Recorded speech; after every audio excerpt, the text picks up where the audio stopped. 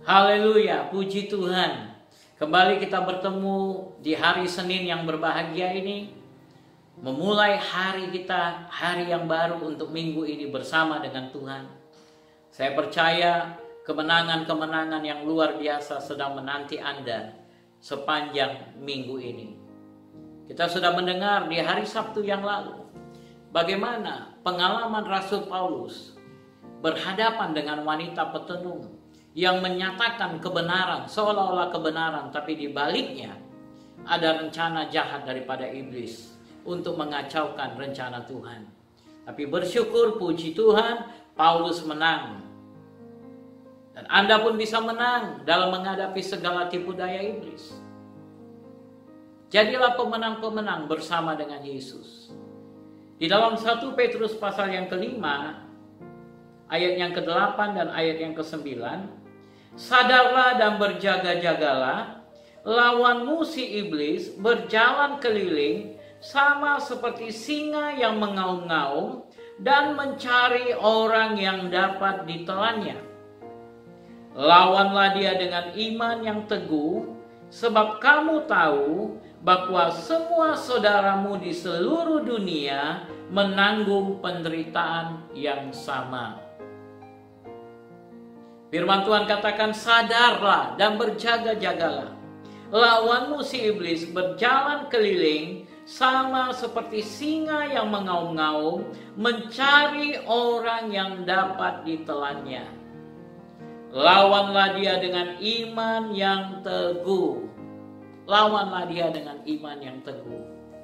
Di dalam Kisah Rasul pasal yang ke-18, ada kisah tentang sekelompok anak-anak imam yang bernama Skewa.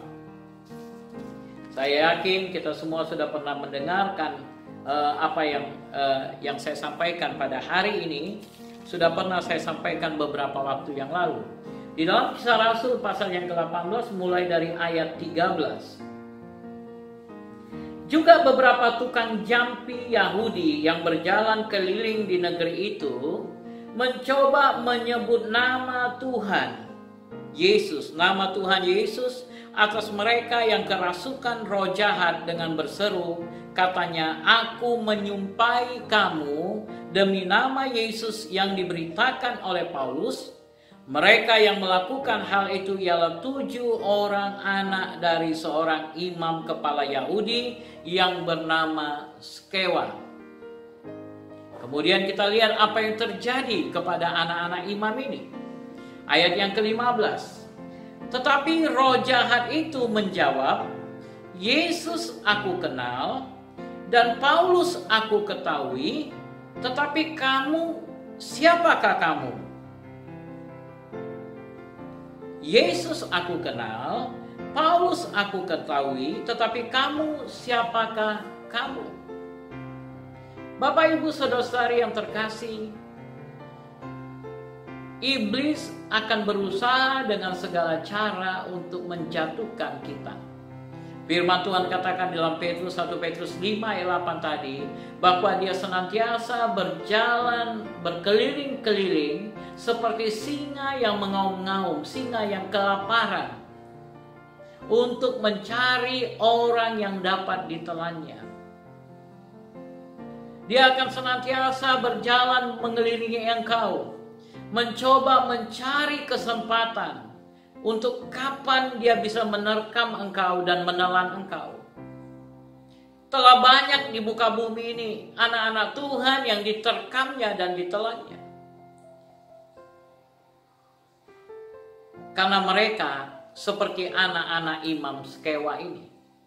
Ini bukan anak imam biasa, tetapi firman Tuhan katakan mereka itu seorang anak dari seorang imam kepala Yahudi yang ternama, yang bernama Skewa. Anak dari seorang imam kepala, anak seorang imam kepala, pemimpin. Mereka melihat bagaimana Paulus dalam pelayanannya menghardik setan, mengusir setan, sehingga mereka juga mencoba-coba. Mereka katakan, demi nama Yesus, aku menyupai kamu demi nama Yesus yang diberitakan oleh Paulus. Tetapi apa jawab setan itu? Yesus aku kenal, Paulus aku ketahui, tetapi kamu, siapakah kamu?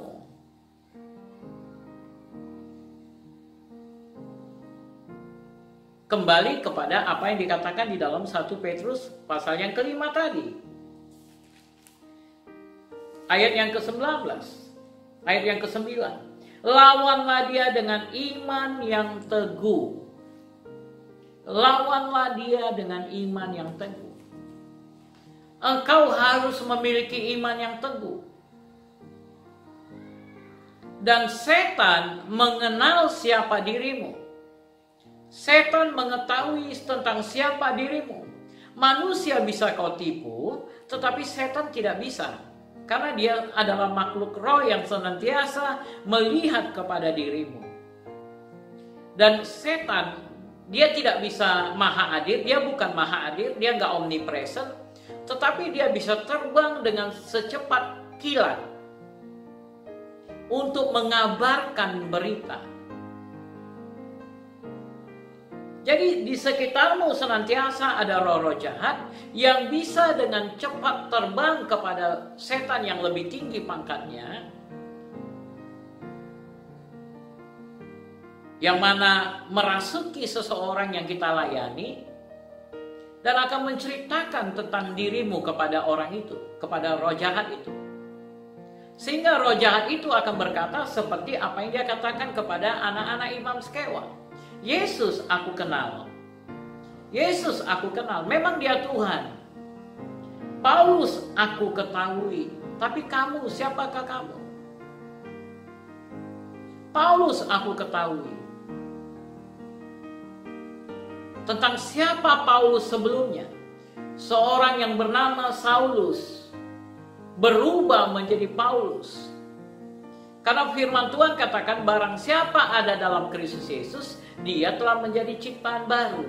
Bagaimana dulunya Saulus seorang penganiaya jemaat, seorang yang jahat, berubah drastis 180 derajat menjadi orang yang menjadi setia melayani Yesus dan mendedikasikan hidupnya kepada Yesus, memberikan hidupnya kepada Yesus, memiliki iman yang teguh. Itu sebabnya setan bilang, Paulus aku ketahui. Sehingga ketika Paulus menghardik, dia akan keluar di dalam nama Yesus. Tetapi anak-anak Imam Skewa ini, dengan kehidupan mereka yang tidak benar, mereka berusaha dengan segala cara mengusir setan. Setan bilang, kamu siapa? Bukankah kita ini satu kelompok? Bukan kita ini sama? Sama seperti apa yang Yesus pernah katakan. Mana mungkin setan mengusir setan? Ini kan satu geng, satu teman, satu kelompok. Setan tidak mengusir setan. Beelzebul tidak mengusir sesamanya.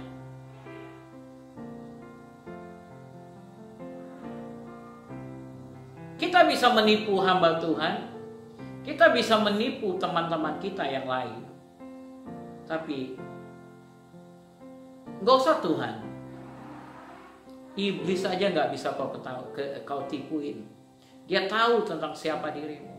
Sehingga ketika engkau coba usir iblis, sekalipun kau pakai nama Yesus, tetapi sama seperti apa yang terjadi kepada anak-anak Imam Skewa. Iblis itu akan bertanya, kamu ini siapa? Kamu ini siapa? Dan itu pernah dialami oleh murid-murid Yesus. Mereka mencoba mengusir anak seorang wanita yang kena penyakit ayan. Tapi tidak bisa, dan kemudian ibu ini bawa kepada Yesus. Dan Yesus dengan gampang mengusirnya. Dan kemudian wanita ini berkata, aku telah bawa kepada murid-muridmu, tapi mereka tidak mampu mengusirnya. Sehingga Yesus berkata, hai kamu angkatan yang tidak beriman, berapa lama lagi aku harus hidup di tengah-tengah kamu? Karena memang seperti kata 1 Petrus 5 ayat 9, engkau harus mengalahkan dia dengan iman yang teguh. Iman yang teguh. Untuk menaklukkan roh-roh jahat, engkau perlu iman yang teguh. Jadi tidak sekedar berkata-kata dalam nama Yesus setan keluar, maka setan keluar. Banyak orang berpikir, wah mudah, Pak David melakukannya, maka saya bisa melakukannya. Saudara perlu tahu ada jenjang melayani Tuhan itu. Ada jenjang. Enggak semua orang sama. Enggak semua orang sama.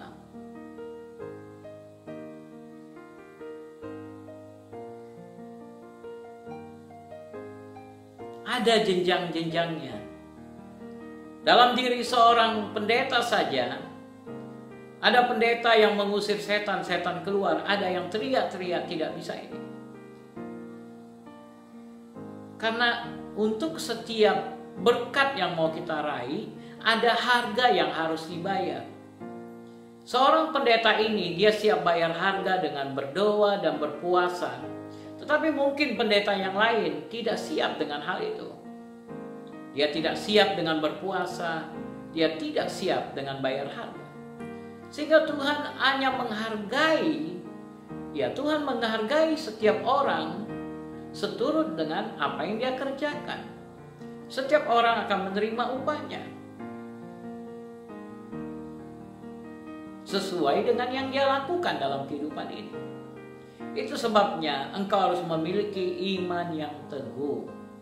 Untuk mengalahkan roh-roh jahat, engkau harus punya iman yang teguh. Mari kita baca selanjutnya apa yang terjadi kepada anak-anak Imam Skewa. Di dalam ayat yang ke-16 Kisah Rasul pasal yang ke-19. Dan orang yang dirasuk roh jahat itu menerpa mereka dan menggagai mereka semua dan mengalahkannya sehingga mereka lari dari rumah orang itu dengan telanjang dan luka-luka. Roh jahat itu katanya menerpa mereka, menggagai mereka semua, mengalahkannya sehingga mereka lari dari rumah orang itu dengan telanjang dan luka-luka. Digerawin, saudara. Koyak-koyak, luka-luka badannya semua. Banyak sekali orang-orang di dalam pelayanan mencoba meniru, melakukan ini dan melakukan itu. Tapi mereka tidak pada tempatnya, tidak pada levelnya untuk melakukan itu. Sehingga akhirnya mereka mengalami banyak sekali masalah-masalah dalam hidup mereka. Tantangan demi tantangan terjadi. Banyak pengusaha-pengusaha Kristen yang merasa dia cukup diberkati sehingga dia buka pelayanan ini dan pelayanan itu. Tapi apa yang terjadi? Setelah dia melakukan pelayanan, justru usahanya mengalami banyak sekali masalah. Karena dia berpikir siapa saja bisa melayani. Dia nggak tahu peperangan kita bukanlah melawan darah dan daging. Peperangan kita melawan roh-roh jahat di udara. Engkau tidak melawan manusia, Bapak Ibu. Engkau melawan roh-roh jahat di udara. Itu sebabnya firman Tuhan katakan, kenakanlah seluruh perlengkapan senjata Allah. Kenakan. Di dalam Efesus pasal yang ke-6. Kenakanlah seluruh perlengkapan senjata Allah. Kenakanlah seluruh perlengkapan senjata, ayat 11. Supaya kamu dapat bertahan melawan tipu muslihat iblis. Karena perjuangan kita bukanlah melawan darah dan daging, tetapi melawan pemerintah-pemerintah, melawan penguasa-penguasa, melawan penghulu-penghulu dunia yang gelap ini, melawan roh-roh jahat di udara. Sebab itu ambillah seluruh perlengkapan senjata Allah, supaya kamu dapat mengadakan perlawanan pada hari yang jahat itu, dan tetap berdiri. Sesudah kamu menyelesaikan segala sesuatu. Dan tetap berdiri sebagai pemenang. Jangan sesudah kamu berperang, tapi kamu sendiri dikalahkan. tidak sanggup bangun lagi.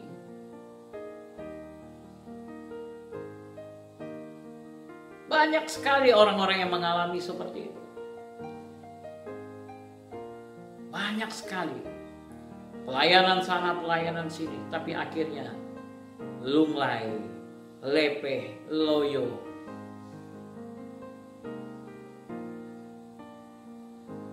Sudah meninggalkan Tuhan, meninggalkan pelayanan, tidak berdiri teguh lagi. Oleh sebab itu, kenakanlah seluruh perlengkapan senjata Allah, supaya kamu dapat bertahan, tetap berdiri sesudah kamu menyelesaikan segala sesuatu. Jangan engkau menjadi seperti anak-anak imam skema. Tapi ketahuilah, roh yang di dalam kamu lebih besar daripada roh yang di dalam dunia ini. Jadilah pemenang-pemenang. Jadi pemenang-pemenang. Jangan kau takut. Tapi bangunlah langkah-langkah strategi yang benar, seturut dengan apa yang dikerjakan oleh firman Tuhan.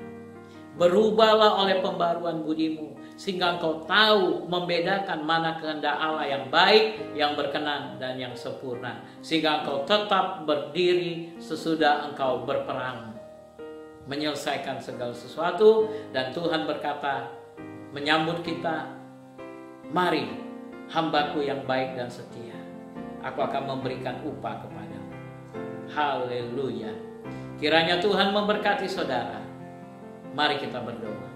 Aku berdoa untuk setiap anak-anakmu yang sudah mendengarkan firman-Mu pada hari ini. Tolong mereka untuk menjadi pemenang-pemenang. Karena iblis berusaha dengan segala cara untuk menaklukkan mereka. Tapi kami tahu, bersama Yesus kami akan melakukan perkara-perkara besar. Berkati setiap anak-anakmu dengan semua kegiatan mereka pada hari ini. Pendidikan, usaha, semuanya diberkati dengan berlimpah-limpah. Di dalam nama Tuhan Yesus. Terpuji namamu Bapa. Kami sudah berdoa. Amin. Amin. Amin. Kiranya Tuhan memberkati saudara. Tetap semangat. Stay safe. And ketahuilah, Yesus mengasihi Anda. Shalom.